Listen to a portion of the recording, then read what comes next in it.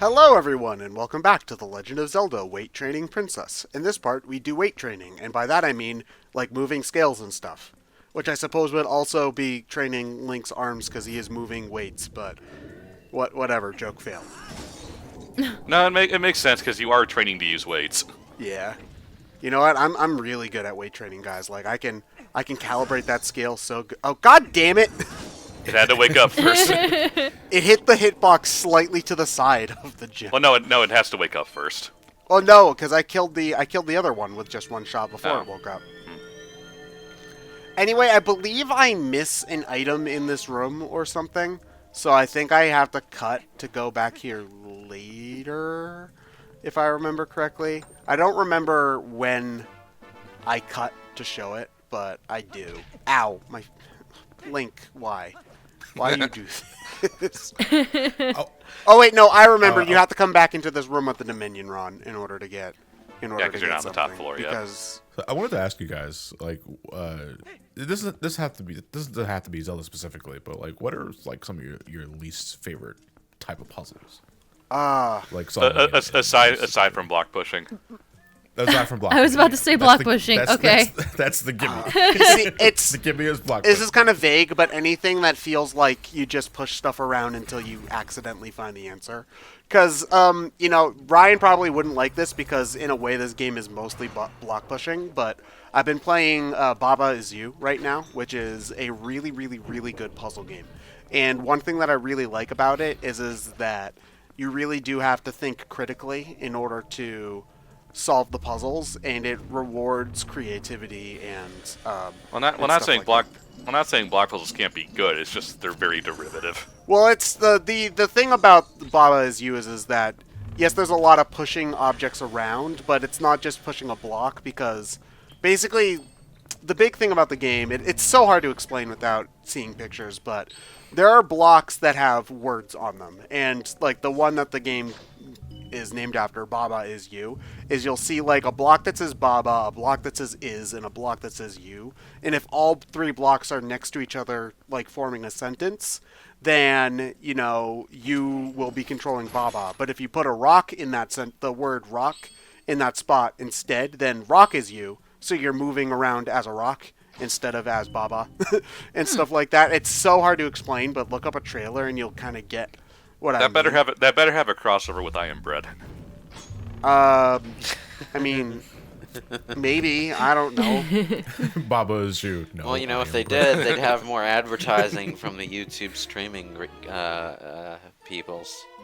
You know. They're missing a big opportunity there.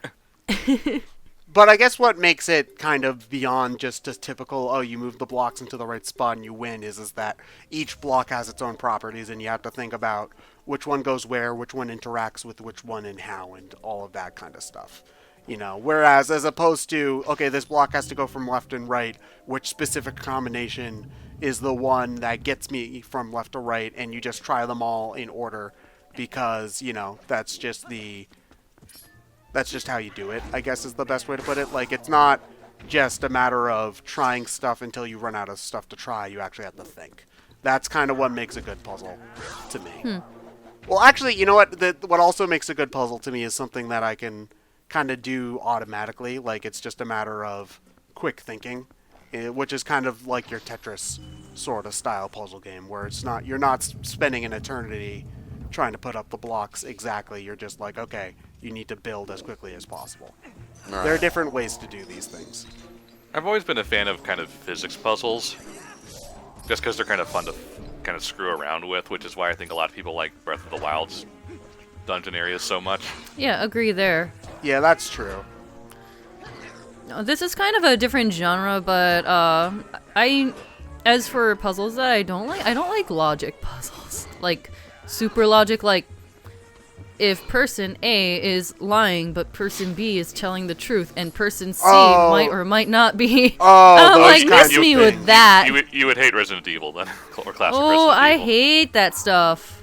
Oh, so you hate like okay, 4 people are here and only one is telling the truth kind of. Yeah, kind of yeah, things. like Yeah. you have to think it through and like line it up, and then at that point, I'm just like, I'm just gonna brute force this. Go down the list. Is it person A? No. Is it person B? No. The thing is I don't even try. The thing is, though, is that I find that when you do successfully solve those kinds of puzzles, it's a really, really good feeling because you feel so smart. Oh, you I know? get zero satisfaction out of it. Like, I try, and I'm just like, once in a while, I'll be able to figure it out, but I'm just like, I just don't think my mind really processes it that well, and I'm just like, I'm just bored with this now. I think it's. I don't know. I will say, I think that there are very few things in a game that's more frustrating than a puzzle that you just straight up don't know how to solve, and you're just stuck, and you have no idea where you're supposed to go. Or I think Yeah, the and worst. that- The worst is when you have no idea where to start. I think it's made worse that, like, there's no way to know if you're actually doing it right or getting closer. Like, most puzzles I can kind of walk myself through and be like, all right, I'm kind of going in the right direction, but for that type of puzzle specifically, I just have zero clue. And I'm like, well, time to take this stab in the dark. Well, yeah, especially if it's something like that, like the classic, find which of the X amount of people is lying kind of puzzle. There's no, like, visual way to determine if you're at least making progress, Yeah. Like you're seeing a different part of the room or whatever. Yeah, definitely. I think it kind of stems from just that I'm a very visually inclined person. Like, if I can see it, then I can probably figure it out. But because I can't make a mental map of it and see it in front of me, then it just frustrates me and I don't know how to proceed. If a train from Chicago leaves... Well, that's just math. Stop Yeah. right What there. would probably help you with Stop that right kind there. of puzzle is, taking out a notebook and just, drawing it out. Oh, I try, but it's still like I look at it and then I also can't tell if I'm actually writing it down right. It's kind of strange, but I guess You end up just playing tic-tac-toe with yeah, basically. It's just like at that point I just don't like puzzles that inherently make me feel stupid. Well, that's Well, we found- well, we- unfortunately well, that's I kind don't of like the puzzles point. that make me think. No, Sad. but I just feel I real don't like dumb. puzzles that I don't like puzzles that require me to think like 2-3 steps ahead. Well, Because that's kind of just getting to hard puzzles, though. Like that is the point. You see, the thing about Yeah. the thing about this whole conversation is that you guys are describing this kind of stuff I love. See, but oh my god, I don't belong here at all. well, we did apparently, I guess, find John's weakness with the train question. No, well that's just math, and I hate math.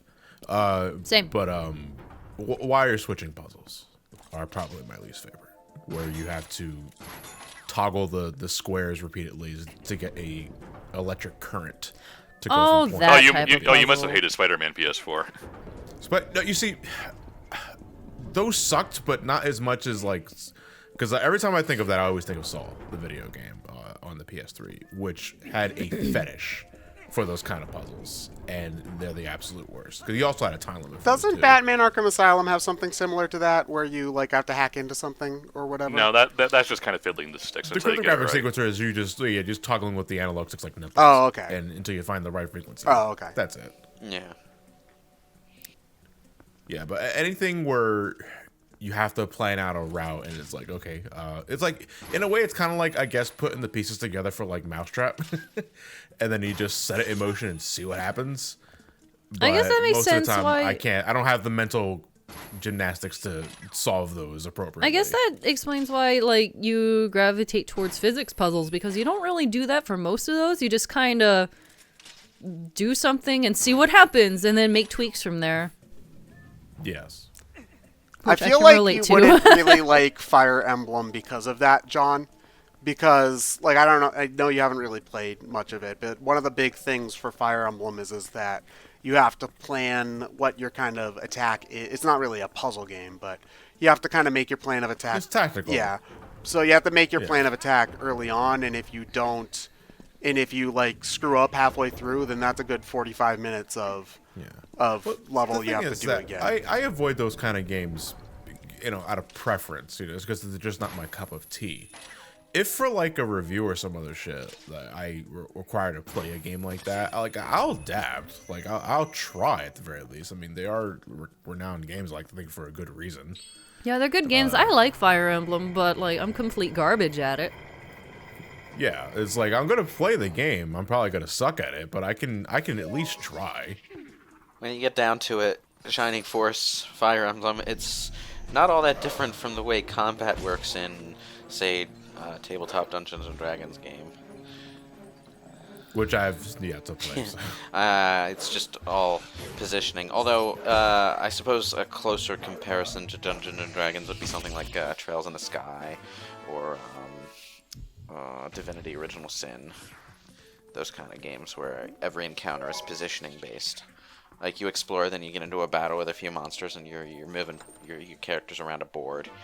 It's not quite as complicated when you're doing it encounter by encounter, whereas in like Fire Emblem, the battle is this big huge arena where your entire goddamn like 20-person army is fighting another 20-person army, and they're all scattered around in 20 v 20. You're being generous.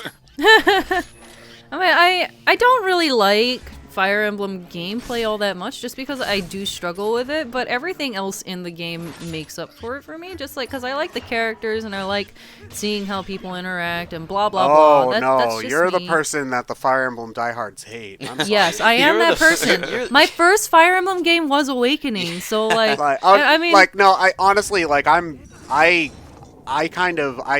get it, because honestly, Awakening is a fantastic game, partly because they got rid of a lot of the obtuse bullcrap that everybody likes from the old Fire. It's more so that it's less so much the obtuse bullcrap. It's just they made everything more convenient. Yeah. But anyway, yeah, when they tried to bring it back in Echoes, I hated it. So you know. Well, Echoes' big problem. Echoes' big problem is that they didn't adjust any of the then nearly 30-year-old maps from NES. Well, you know. When it comes to obtuse bullcrap in RPGs in general, not just Fire Emblem, a lot of people confuse that with depth. But what I found is that you then get a game like Fallout New Vegas, which has like all of the streamlined convenience of Fallout 3, but also, except for a certain lack of polish, most of what made the original Fallout games good too. And you realize, that slower, more convoluted management stuff that you had to do with your inventory and traveling and talking to people wasn't necessary. It just kind of was. No, Fire Emblem can get much worse than that. Yeah, like in different ways. Yeah. No, I mean specifically, to get a character, you need to step on one specific tile as a specific character that you have no reason to go over to that part of the map. Oh, right. Okay. Yeah, that's pretty like, obtuse. Yeah, there's some of it, like, in order to unlock this character as a unit, you have to talk to this character as this other character, but there was no previous cutscenes indicating that these two characters were related, and so there's just no reason for you to think to use that person in other to talk words, to them. in this game where one single mistake can perma-kill a character, you have to throw darts at the wall. Great. Oh yeah, no, Kinda. there. If certain people die, then certain other characters. That's a different kind of. Oh, but you want to know what you want to. know? You want to know what's even better though? In Fire Emblem, I think it's Shadow Dragon on DS. In order to unlock Shadow Dragon's awful. In order to unlock certain characters, you have to let other characters die. So Ugh. yeah, basically. Okay. That's what I mean by obtuse. Shadow Dragon is not a good game. How about no? That's what I mean by obtuse bullcrap. How about no? And I thought the runaround that you had to do in Persona 1 for that one character at the beginning was a pain in the ass. I never played the old Persona games. Is that character permanently missable? Or? Basically, Persona 1 was still doing the thing Shin Megami Tensei If did, where like at the beginning of the game, you have two separate story paths and you need to choose one, and you're stuck on that path for the entire game. And not only that, but you also need to choose one of the 4 or 5 characters that you can recruit for your 5th party member, and you're stuck with that character until the end of the game, and you don't get any of the others. So you can go for the characters that are just thrown in your path, the obvious ones that you know are there, or you can run around the town talking to these people and unlock the extra last one, who actually has way more story significance than any of the others. So yeah, it's like if I didn't have a guide, I wouldn't even know to look for this guy, let alone talk to these people to unlock him. So yeah. Video games are fun. sometimes. Yes, they are. I swear. I Sometimes. promise. All of my complaining is not indicative of a subconscious hatred of the medium. Although it feels like you it could know, be sometimes. sometimes it does feel like it because you get people who are like, oh, they say they're a big Star Wars fan, and then you look at their YouTube channel and it's 16,000 videos about why Force Awakens ruined the franchise or something. Yeah, yeah. Or The Last Jedi. That happens a lot too. Yeah, why should I see Yeah. more of? Well, that's because it's more recent. It's always the recent one that ruined the franchise. Everyone seems to forget that they said the same thing about the last 3 movies that came out. Oh, and now you would like Wind Waker.